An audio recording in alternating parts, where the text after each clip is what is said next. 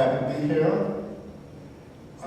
May the words of our mouths and the meditation of our hearts be acceptable in thy sight, my Lord and Redeemer. Amen. Please be seated.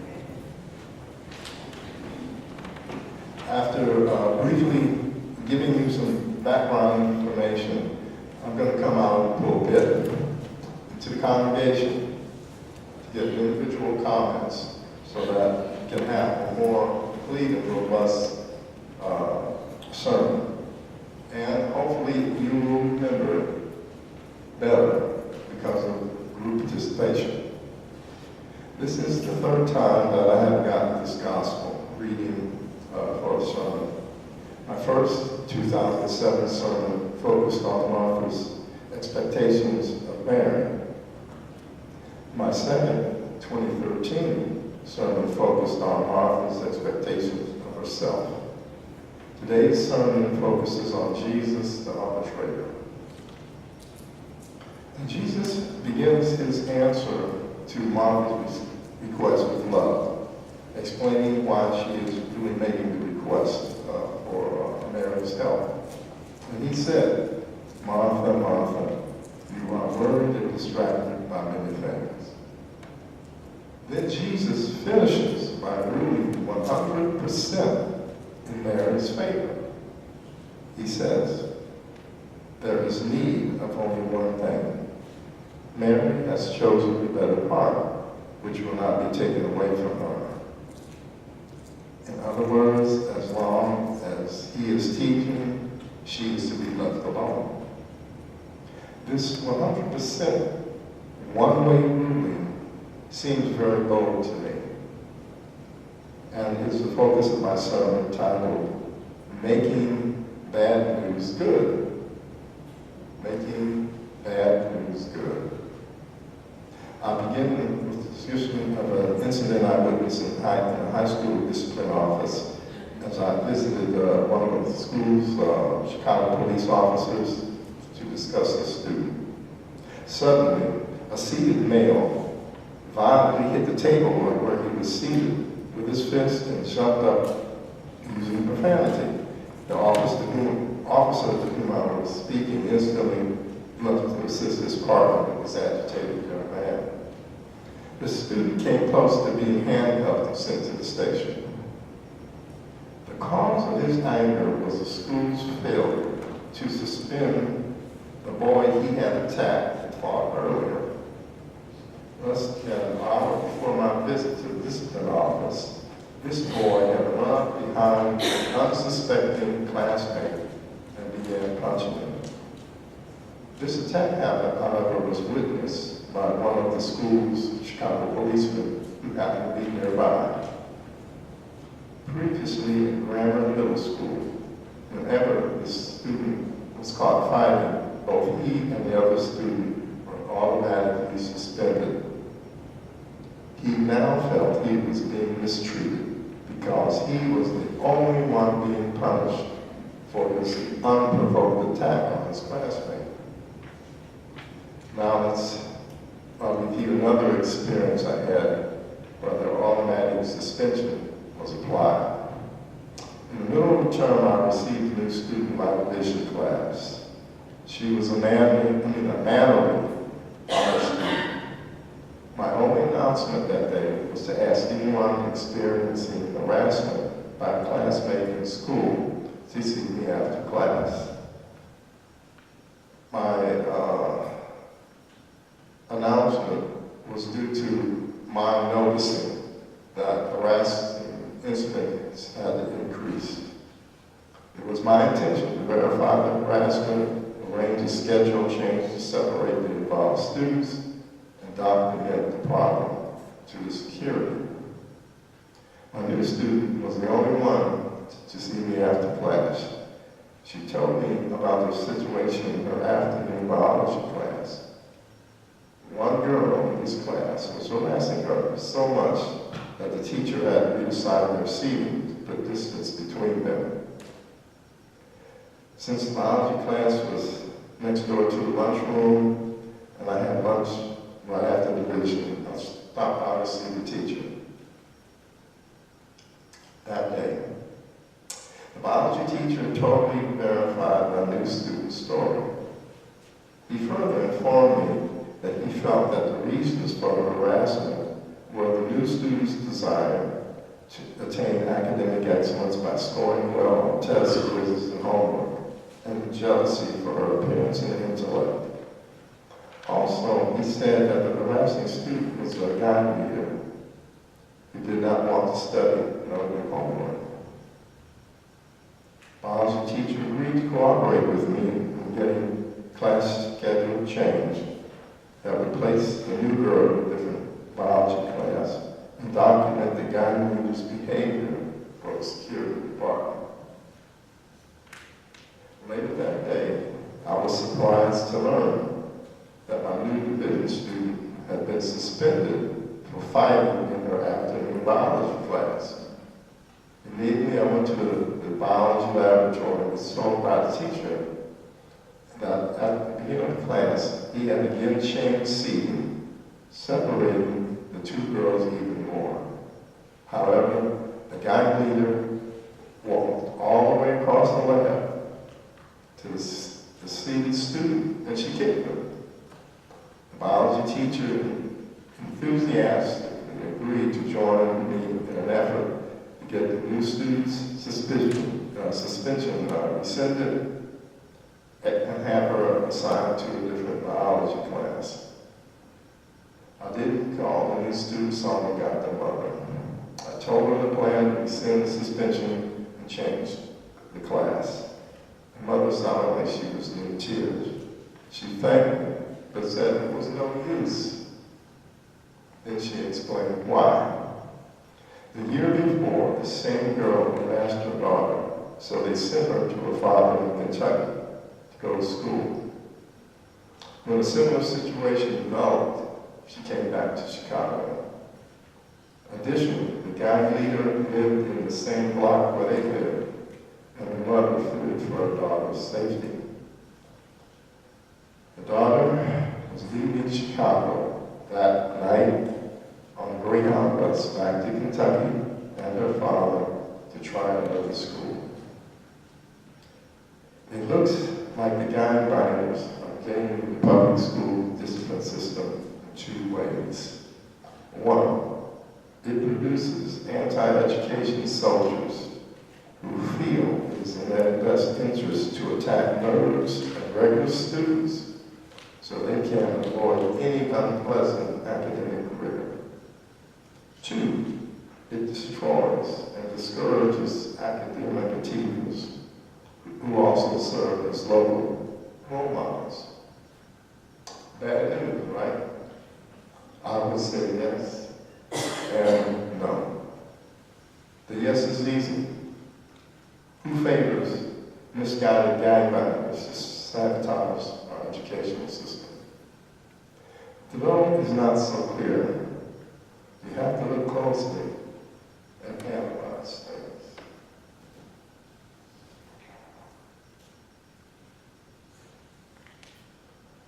To me, this situation, the gangbangers seem like prison guards, holding many other students against their will. If we could get them to leave their posts, many students would just be average rather than awful, with a few achievers. Without doubt, gangbanger coercion can be studied and understood, thus allowing the application of some good old God's love to have the gangbangers free some of the prisoners. With that, some bad news can be made good. So, what do you think? I'm lucky for today's sermon because we have a lot of teachers and educational administrators here. So, give me your ideas. Here I come.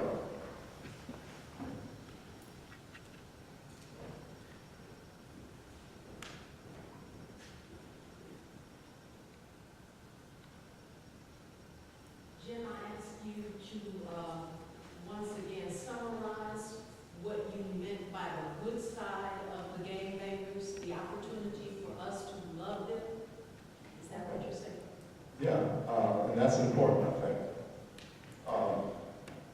I have not seen research, not that I've done research myself, acknowledging this phenomenon of the students keeping education rigor low. I just don't see that much on that. I haven't seen any of it. So, with all the bad statistics that we have, and they don't acknowledge this problem, we're not treating the problem. So, if we treat the problem, things are going to get much better. And what I see is if we can entice these leaders, because these are informal leaders, just like these are other people with gifts. Their gift is to lead, but they're using it unwisely. That's what I would say anyway.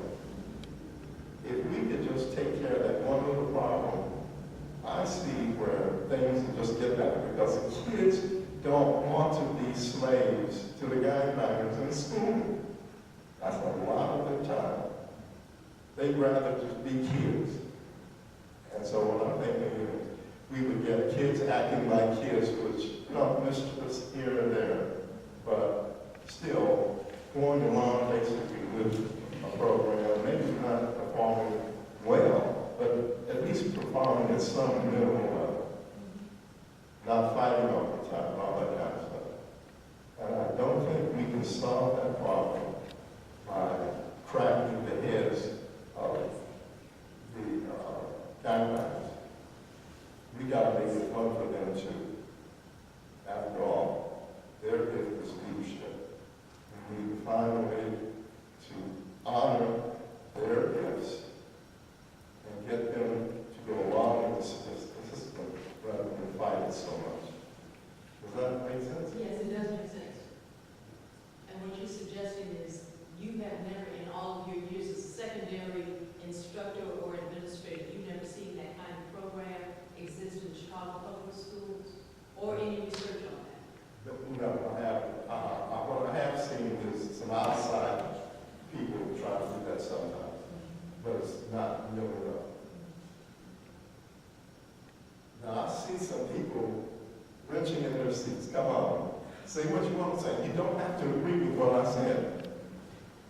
No, I think one of the strategies that the administrator uses is to enlist the skills of the informal leaders of the school, which are the children who are the difficult ones. Right. So if you're going to have a private school, you've got to enlist them. I've seen it done several times, where you enlist those difficult students to become training and teaching their works. In fact, to piggyback on what Millicent is saying, she was in a position with the after-school matters, not that those youngsters who are in after-school matters are the informal leader gangbanger types. But we do know that so many of the young people in after-school matters have a skill set that is not recognized, honored, or promoted in the regular classroom. Right. And so they are then given an opportunity to develop those skills in the after-school matters coach. So she's being more than humble in her comments this morning about programs that do that work. Yeah, and to be exact, was the operating set of advanced arts program, and a separate entity from after school medicine. We had the same kind of students. But I don't know where I got it from, but it was in several schools. I was the assistant at Denmark at one time. And what you do is you go in and find out who the informal leaders are, and you train them, and you give them jobs, you give them responsibilities, and you nullifies. So I can say I've been in 15 different schools, and I've never been in a school where the gangbangers ran, or allowed, permitted, allowed, and able to discomfort the other students and staff. I've been fortunate. No, I agree that it's not every school, No. but I think my examples kind of say that anecdotally, this is not the case all over the school system. Right. Oh, good. I need you, man. Oh, shit. I came from an elementary school, and I taught 7th grade. I did many different positions in the school. I ran a parents group where I found out most of the parents feel hopeless. They were in a project called Lakewood Homes, where in the beginning when I worked there were all different races. There were Native Americans, blacks, poor whites, Hispanics, and they were in my classroom. But they got along well, but if there was, and there weren't any physical fights, but if there were disagreements, the thing I would hear is, well, at least I'm not black. And when I talked to some of the new white teachers that came, some were very good to relate to the kids, but many of them told me, we don't know what black people are except what we see on the news. Because they hadn't been in areas where there were blacks. And when they would get to the school, and I would tell them, and this is how I feel about the police, you have to connect with these kids. You have to get to know them. You have the whole month of September to find out about them. Give them a little, get to know your sheep. What are their lives? Do they have brothers and sisters? What do they feel good about themselves? What don't they like? Sometimes they will write things they won't say. Then you have to get them to interact. I had the treasurer of the Latin Keys in my classroom, who was very bright on the Iowa. He's topped out. So of course the high school is not knowing one of them. So I said, look, Anita, you have it. You're a leader and stuff. I went to my principal because I would lay wanted him with me young back then. And she said, oh no, because the principal can keep you out of the school. He will not go there and start selling drugs to those kids because he had already told me. And I said, Anita, he said, they have money, they want drugs. I can make a lot of money. The key thing was he didn't do the drugs. That's why he could hold the money and do so much. But he had come from a gang family. And of course, he didn't know he was young. And he was dead by the time he was 22 because of his uncles and the people he hung with. There's so many bright students. And you see it in the lower grades. All the kids want what all the kids want. They see gym shoes, they see Michael Jordans. I had a very bright, tall black kid. And he said, no, I want to go to the Air Force and fly planes. I said, that's great. Well, he said it to another colored teacher. And he told him, you don't want to do that. You'll never make it. You're too tall. Be a basketball player. They make plenty of money. He wasn't good in sports. They didn't even know we had black doctors and lawyers because most of the doctors were Indians that came from other places. I found out about a black group that would come in, black men or something, and give, workshops. I can't remember the names of it. Anyway, they would be amazed about the possibilities. When you put a whole group of depressed people together, which has happened in these projects, they don't know what's out there. Even the parents don't know. The parents are trying to keep them safe. I could go on, I'm sorry.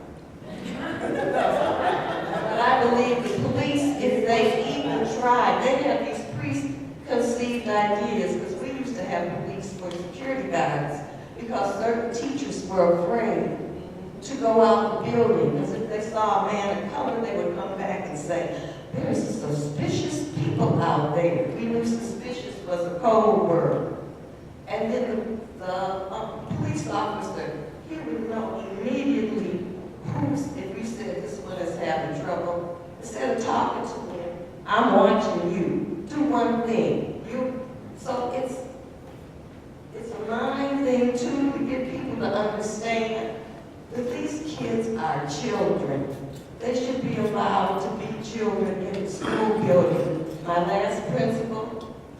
totally great because that's how she felt. She would get to know all their names, who they were, and anyway, they closed the school because they got rid of the projects. If you know where Costco is, the diversity line going, Yes. okay, they closed the school. At first they were gonna have, mixtures. And then I went to a meeting, they said, oh no, we pay the taxes in this place. We're not gonna have a mixture up here. So they haven't been able to develop it like they want to. But I mean, it's just people have to get to tell the truth and get to know these kids. Excellent. I think it's complicated if we won't let our kids begin. That's part of what I think I'm saying. Very briefly, I'm from the criminal justice system, or juvenile justice system, as a matter of fact. I admire all the very hard work you teachers have done. It's work I could have never done, and I know that. The patience and the heartbreak and kinds of things that you've seen. I'm on the other end of the spectrum. I've seen what the system has done to our children. I see the kinds of violence that begins in the home. If you don't get it in the home, you never get it. If you don't have parents reach it, if you don't reach out to the parents of these children, they'll never have guidance. We have missed generations and generations of children. It is so late now to try to reach back, to find someone to nurture, to encourage, because our children have been discouraged since the time our parents were coming along. They were told that, no, this is not the career for you. No, you can't do it. No, pick something else. I think if we don't get the home, if we don't enter the groups, especially the groups for the parents, to encourage them, because without their backbone, teachers don't have a prayer. I mean, we really know what you're getting now and what the teachers are getting now are these hard, little, bitter children that the streets are raising. How do you deal with it? We see them on the other end. We go in, our people go into the homes, try to work. If we don't stop them at our level, they go right on to the adult. And then it's over. It's really over again. But I'm not going to keep I think we're hitting on some good stuff here. Okay, I still have to be the last one. Well, unless I can get one person from this side of the aisle. It'll be short. I just want to say, my granddaughter, Angela, went to Government State, got her bachelor's of child speech pathology and Simon. And she worked with a team, then got into a presentation. One of the things that made me so proud of her when she said how the white teachers automatically label our children and put them in a special education class because they do not want to hear or research their situation. She said, it's not that our children are smart. Their home has made them in a certain way, and so it has blocked them. What you need to do is go to the home, find out what's going on, and stop labeling our children that we have too many of our black young children in special education classes that should not be there because our children were not born stupid.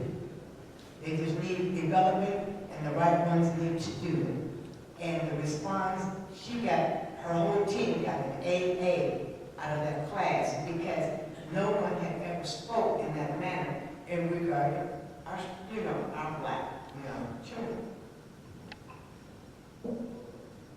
You hit another nail on the head, and that is children are not stupid.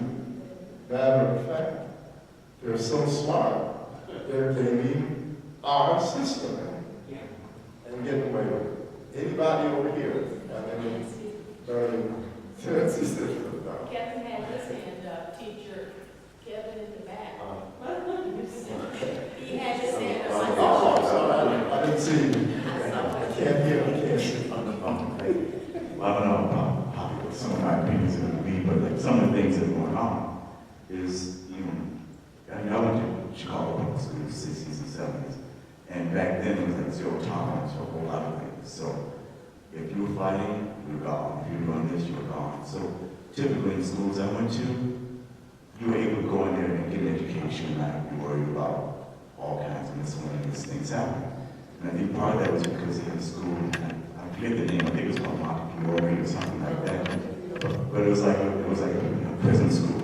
So if you couldn't behave in a normal school, they sent you there and it was run like the military. And they barbed wire around and all kinds of other things. So more civilized, I guess, in the school system itself. But, I lived in a really, really bad neighborhood when I was in elementary school. And some of the kids that I went to elementary school with were hard criminals. A group of guys I knew beat to death. In 5th grade, they beat to death a homeless man with baseball bats. And never prosecuted anything because no one thought kids would do something like that. I had some friends also right around 5th, 4th grade. They stole a car. And we were in the middle of the street playing football. And we saw these guys coming up like, where did this car from? So we stole it. And then they had 38s. So we're going into a rival gang neighborhood and we're going to shoot them. So, some people are bad. And you have to get those people out of schools so that people who want to be there can be there and get their educations and move on. And then one of the other things you have to look on to, and I think it kind of ties a little bit into why so many of our kids are being placed in special needs. Some of them probably improperly placed there. And now we're looking at third-generation crack babies in school. So the crack baby is down in school. And they have all kinds of developmental issues, mentally, physically, all kinds of things like that. And that puts more pressure on the school system and trying to educate them as well as the people who have to interact with them, whether they're students or teachers. So the whole thing's becoming more and more complicated every single day. That's all. Thank you. I think one thing that we can all agree on right now, there is a need for God's love. The one problem that I did see, and I didn't think I had enough time to comment on, was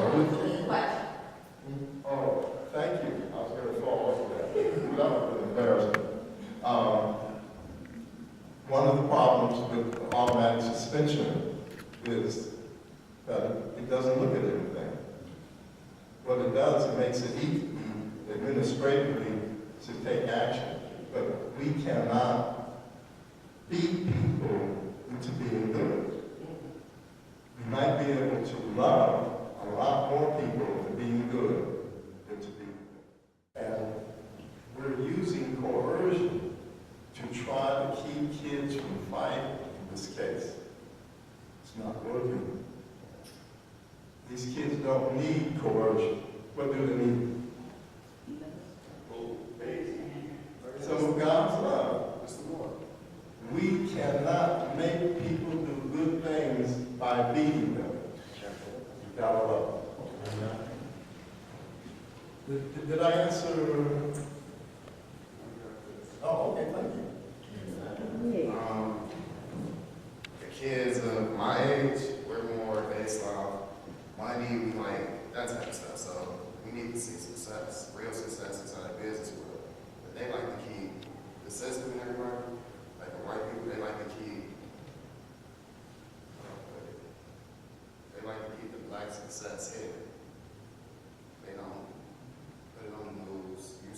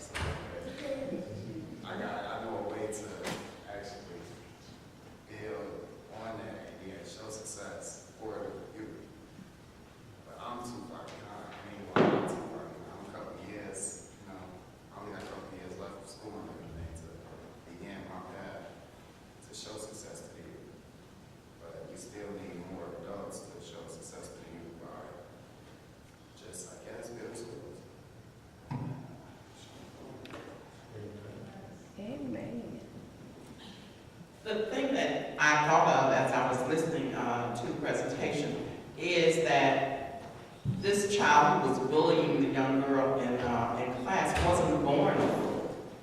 He became a bully. I'm sure this was not his first time bullying someone. He bullied someone long before. So what needed to have happened when he started showing those bullying behaviors? You know, a lot of times kids do things to get attention, or because they're, you know, he's angry. I heard before kids are angry when someone scores high on the test because that means their score isn't going to be so good, and therefore, you know, they fail and someone else is achieving, which shows that you know, it is possible. Passing the test is possible. You know, if you apply yourself and do what you're supposed to do. But I'm not in education, but I was a parent of 2 kids in Chicago public schools, and I always had my theory. and part of that theory was that education had to begin for the Chicago public school system before the education actually began. So there need to be funds. We can't, you know, they can't fund the schools now with the system that they have. So, you know, my theory probably won't fly because it means, you know, money, additional money in the school system. But to start long before the children reach even kindergarten, with the children and their families, to bring them up to the point where they should be. So kids are lagging behind when they are 2 years old and early 3 years old, and they don't know their name, they don't know their mother's name, they don't know their address, they don't know, you know, mama's mama instead of whatever her name is, and, you know, those kinds of things, which is part of what they get in Head Start. But they need that even before. Some of those things can be taught even before. So kids they're angry because they think nobody cares anything about me, and I don't care anything about anybody. That's what I think. I mean, I work for the state of Illinois. I interacted with a lot of people and a lot of kids. So, you know, that's just what came to my mind.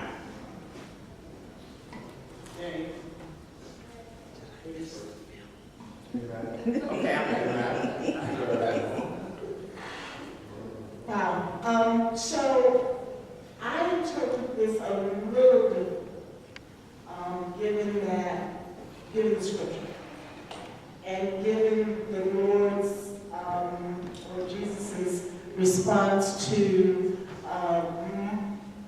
Martha about Martha, you are busy doing too many other things, and Mary is focused on what's important. So if we look at the student who is bullying, first of all, we've given that child a stereotypical name. We've called the child a bully. Probably been calling the child a bully ever since the child got from preschool.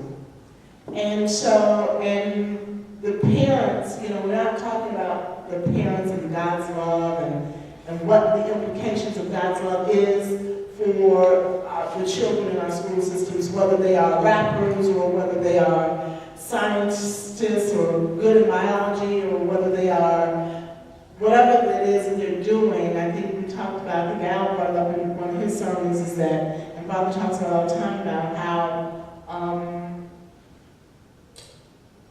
you don't have to pass a test to be loved by God. That you don't, even the bully is loved by God because there was no entrance exam for that. So if we start talking about what God's purpose is in the life of the bully, in the life of the child that is bullying, that is, you know, having to run from home to home to home, school to school, then I ask, how do we show them God's love and replace labels? Even the rapper, for me, is a label. The biologist is a label because these are kids. These are our kids. These are somebody's. And so we need to know who the mirrors are.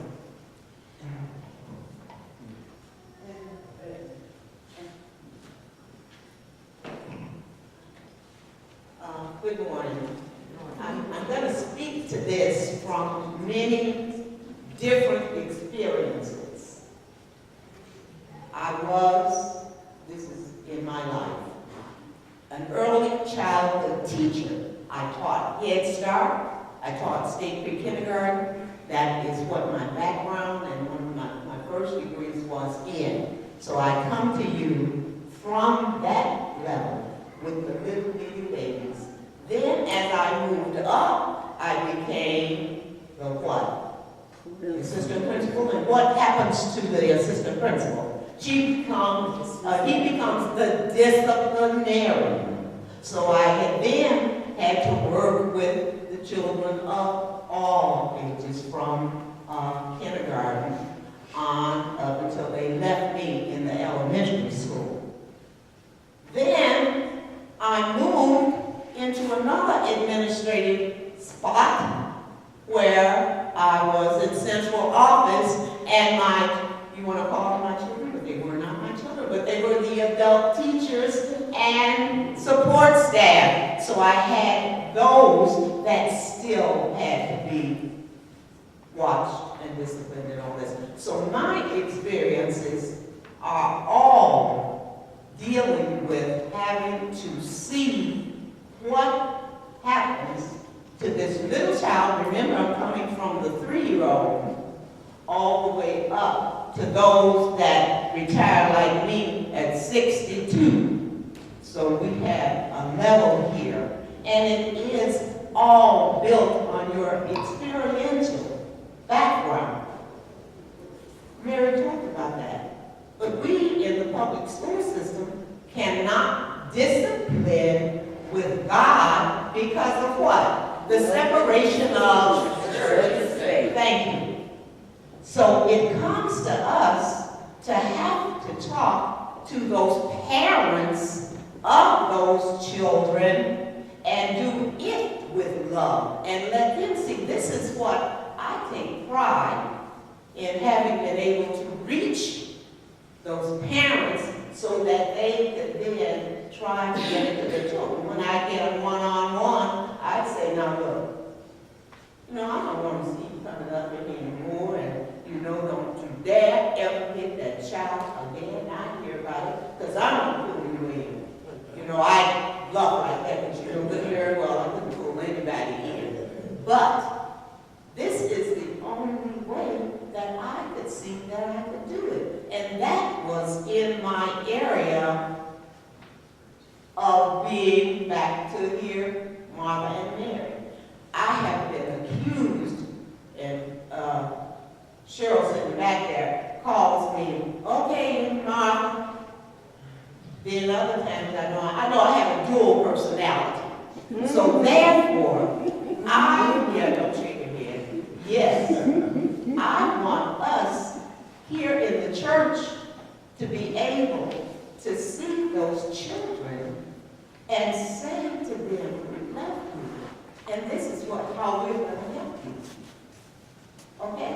When you see them running around and doing things, we're carrying what they will carry into the public school system, the Catholic school system, any other parochial school system that they experience, first of all, with us.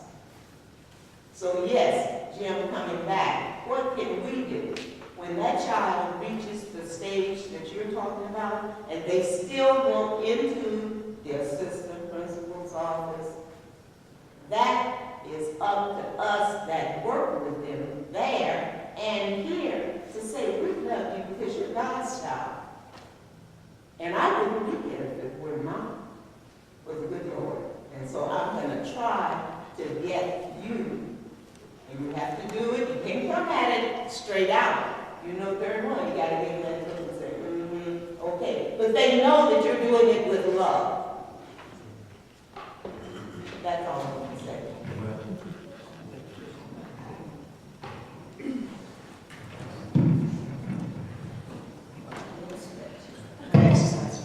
Good morning, everyone. Good morning. So I'm thinking about the scenario that you offered. Thank you for that. This is a good conversation to have. What comes to mind when I think about about children, when I think about bad behavior in general, I think children who do resentful or mean things to other children, mainly because they themselves feel like they're unseen, they're not being seen, they're not being recognized for things that are good. So they take it out on other people in different ways so that they can feel better about themselves. And many ways we've dealt with those situations. I think my parents were educators. My father was an assistant principal and then principal, so we did the disciplinary thing. And because the system has changed, we're limited in some of the ways that we used to deal with those circumstances. But one thing that we don't talk about, even as we see all of these things on the news, we don't talk enough about mental health and how we help people, young people, older people, move through their own resentments and bad feelings.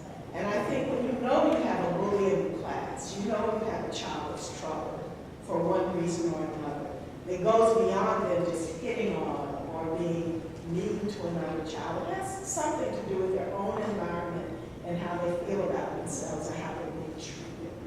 And if we're able to identify that and work with that early on in a positive way, then I think you're able to help the young person find a different path for themselves that does not involve hurting other people. We have not resourced that. We talk about budgets and money. We've not resourced those kinds of things for our children. So we bear the brunt of that when we see those kinds of behaviors. Or, you know, our teachers are not always trained to recognize and deal with those kinds of situations in ways other than, you know, getting them out of the classroom and expelling, which really does not always help the situation. So those are just my thoughts about it. I think that we have to think differently. You know, Jesus observed and saw the differences and identified who was dealing with what's important. I think the behavior is important, but more important is what's inside the child and what's going on that makes them act out and those kinds of things.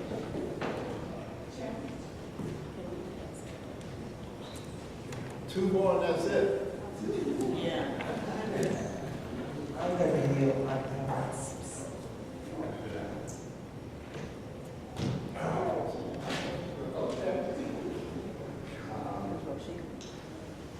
A couple of years ago, I was trying to hire a woman in Washington, D.C. to move her family to Richmond because she was really good and she had the skills that I needed for my team. And we had gone through several conversations and we were prepared to make her an offer. And she called me about a week before we were going to do that and said that she couldn't come. She and her husband were in the throes of a serious bullying situation with her 11-year-old daughter. And in this era of social media, she is a parent of an 11-year-old daughter and found out that unlike how things may have been when many of us were growing up, with the advent of social media, the fact that most kids are constantly on social media, the bullying thing that occurs never lets up. It's constant. You can't get away from it. You get it at school, you come home, you get it on social media because no one's going to walk away from social media. So it's almost 24/7. She had gotten to the point, she and her husband, where they had to put her daughter in therapy and in school. A truly withering experience for this 11-year-old daughter, this 11-year-old girl. So I'm asking myself, how do we get here? What is it about this 11-year-old success, and she was a straight A student, that is perceived by others to be at their expense? You've heard of trickle-down economics. You can make an argument that we're dealing with some trickle-down attitude. This is learned behavior. How is it that, in the case this was a family from India, that her 11-year-old success somehow was a threat to certain other kids in that school?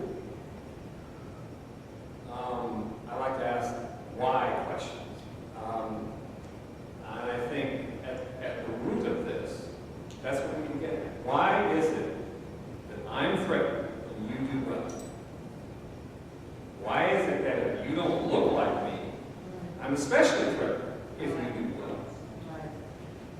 I don't know the answer to that, but I think those are some of the questions that we need to kind of pour over. This is a kind of a secular piece of the conversation. I think that the point that you made earlier about the fact that contextually speaking, this conversation isn't really had in the context of thinking about God and how that was the underpinnings of much of our upbringing, and then bled over into the school system. So that was something that kind of never left you as part of your thinking, how you behaved and acted. You always act right, but you knew that God was kind of in it. I don't know that that's always the case today. And I think that begs the why question. There's a certain percentage of our population that's creating a conflict and cultivating it. And I don't know, I'm not exactly sure why that is. But you bully somebody because they are perceived as a threat, or you want to exert power over them, or you're scared.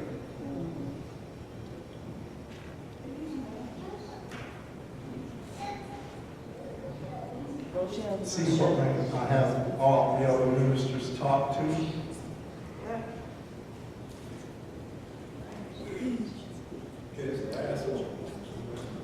I just wanted to say, myself coming up through grammar school, I was actually bullied.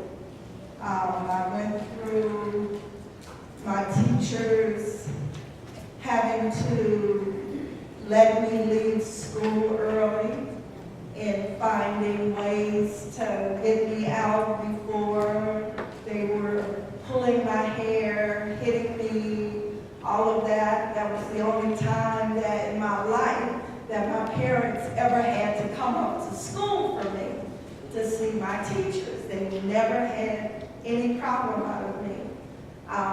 That didn't do any good with my parents coming up to school. I experienced the kids, they were really mean. Kids can be really, really mean. They went through, I was light bright, almost white. Your mama used Clorox bleach to wash you up. All those type of things really just, and I actually found not until one day, I just said, I'm not running anymore. I mean, I literally would run home every day from them chasing me when I got out of school. And I just stopped and said, I'm not running anymore. I don't know why you guys are picking on me. I really don't. And I mean, I grew up and, with them and everything. And it was not until I turned around and I wanted to fight them back, like they were fighting me, that they left me alone. And that really bothered me because my parents and my aunt, we were not fighters. That was not something that I was brought up with. But not until I was running and I just with tears streaming down my face and I stopped and said, I'm not running anymore. And turned around and said, leave me alone. And was ready to fight them. Did they leave me alone? So, I mean, being called half-breed and all of that, I really, and to this day, I have no idea, why young people do it other than, like you said, looking different, being the youngest in the class, or as they said, half-breed, light bright, almost white. Your mama used Clorox bleach to wash you up, all of that by being lighter than them or whatever, looking different than them. So teacher letting me out of class a little earlier than everybody else in my class so that I could get home before the rest of the class got out.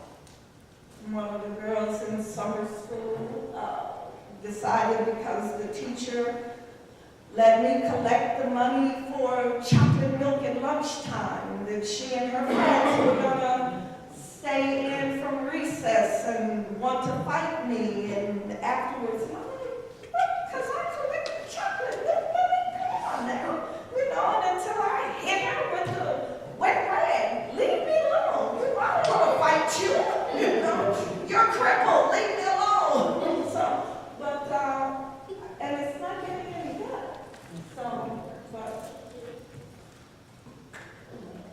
What can I say? Wow. All these different experiences have come in. You know what? I have come to, out of all of this, I did bring in a whole lot of things. I didn't even think about social media. I didn't really think about it. I didn't think about getting Chase Thomas, I did too for a while. But you know the one thing that I do see better now, and that is this. You mentioned budgets. We're talking about God's love. Are our legislators showing us God's love by decimating public education? I don't think so. A lot of this, because I think that automatic suspension for fighting, I understand why that was done. It makes a lot of sense. When you don't have the resources to educate, just to teach the kids, how are you going to investigate a fight when you got two people saying they hit me first? How do you do that? So what you say, man in his wisdom says, well, we will coerce these kids into not fighting. How? We'll suspend them. One wants to get suspended. They don't care. They just want the other guy suspended. So what I would say, if we want to show God's love, we got to get the people to spend the money right in our country. I think that's the biggest problem. If I love you, maybe I'll spend a buck on you. If I don't love you, you won't spend anything on you. You see what I'm saying? So we need to get the people with the money to show God's love by giving some of that money back to our children. If we do that, if we get better resources, I bet you teachers will do a better job when somebody tries to vote. Oh, you want me to do one more? No, I just thought about something when we were talking about budgets and everything. We were talking about discipline. We were talking about children being sent home immediately. But the flip side of that, when you talk about money in government, how government is making money, think about the schools to prison pipeline. So these kids are being suspended. Prisons are being built. They have to be filled. So we're talking about the systemic thing, whereas children are tested in 3rd and 4th grade based on how they build prisons. So the budget is not, if you really think about it, the budget is not designed really with us in mind in terms of helping us, but in terms of helping the government and these prison owners and people who are profiting from this to gain. So our children are systemically set up in a sense, and that's something that we have to consider as well. Absolutely. Well, we got to quit. What I want to say is thank you